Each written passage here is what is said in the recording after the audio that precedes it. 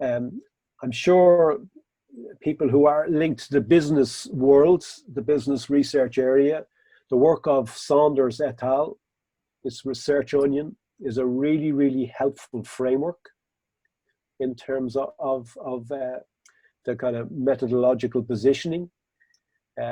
Saunders have this, what they call the Research Onion process. So on the outside of the onion is one's philosophy.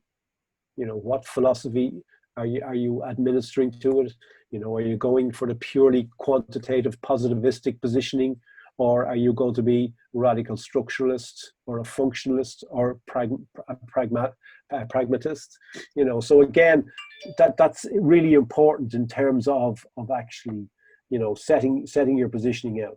What approach is it that you're taking? Are you taking a deductive approach or an inductive approach? You know, what's the method or technique that you're going to use? Is it action research, ethnography, explorative, case study, grounded theory? Is it mono method, mixed method, or multi-method? Is it going to be cross-sectional or longitudinal? And then what about the data that you connect? So they really take off those layers as they go through. An approach that we take at our university is, for construction management in particular, is that undergraduate students, we would start from this particular place here. We would ground them in methods and the rest, and right the way through to data collection and analysis. Master's students, we would expect them to go out to the masters and PhDs, we would expect them to be able to talk about their philosophical position. You know, and I know some research students struggle with philosophy and their philosophical position. My take on it is that everybody in the world has a philosophy. We may be able to categorize it into a particular realm or position, but again, that comes with actually direction and time, you know, from someone. And again, that whole thing of mentoring helps in this particular area. But certainly, you know, using the word philosophy, I know some people get quite scared and have a difficulty with it, but actually it is an actual thing that we do have. We may not always be able to articulate it at the depth that may be required for academic writing, but we can get to that stage, is what I would say.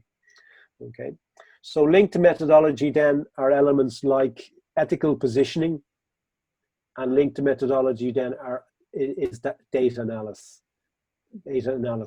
So ethical positioning is talking about the ethical framework in which you're actually working in with your material.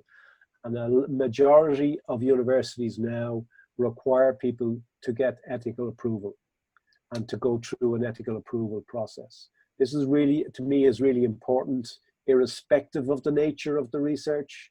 I think a researcher needs to be ethical at all times, so that the work that they report on is actually clearly understood, and it actually has a validation around quality ethical framework.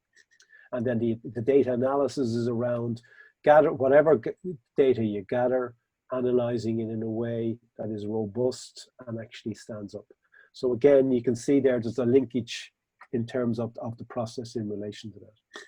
The most common issues highlighted in relation to research methods for journals, and I mentioned some already, but is irrelevant details and complicated background information that provides too much information and does not provide accurate understanding for the reader. So really, you know, the author hasn't spent time unpacking the justification for the research. Unnecessary description and explanations of basic or well-known procedures for an academic audience who already has a basic understanding of the study. So again, you know, if your field is familiar with research, with Saunders Research Onion, for example, that you wouldn't actually have half of a page of a research paper actually devoted to putting in the framework and talking about the framework. That you could just actually mention it in passing, you know, and make the point that it's accepted that the community understands that position.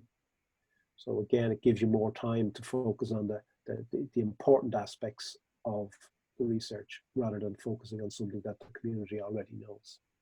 For unconventional research approaches, it's important to provide accurate details and explain why your innovative method contributes to general knowledge. Okay, and you could do that in the conclusions and recommendations, or the discussion and conclusion section. Often the case, research limitations and obstacles to the research are left out.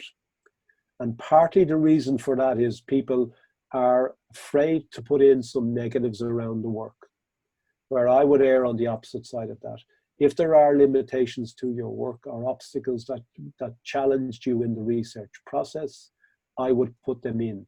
That's a strength, because what you're doing is highlighting that you understand some of the limitations around your work, but also giving the reader an opportunity to actually decide and actually say, well, actually the fact that you've highlighted these shows your understanding around that. You know, for example, the one that often springs to mind to me is bias. You know, and you'll see in certain research papers where people actually indicate that, you know, there's no real bias here. Well, I would argue there's always bias. You know, human nature tends towards being biased. You know, and it's particularly in areas of subjectivity where it's actually an interpretation of something. And if it is an interpretation of something, there's going to be bias associated with it. You negate bias if you understand actually what the bias might be, and you're better placed then to actually navigate it. Where if you actually are not aware of it, well, then it actually poses a problem. So research limitations are really key in terms of writing up our methodology. The methodology should include sources and references that support your choice of method. In other words, linking it back to the literature, and hence my reason for including Saunders Research Onion. That's to me, being reasonably familiar with the business world, is a research method that's actually very, very much positioned in business and accepted within the business research community. So that's really, really important. Okay. So that's the little bit I wanted to share with you in relation to research methodology that would underpin your actually your research work. So I'm happy to take any questions on that.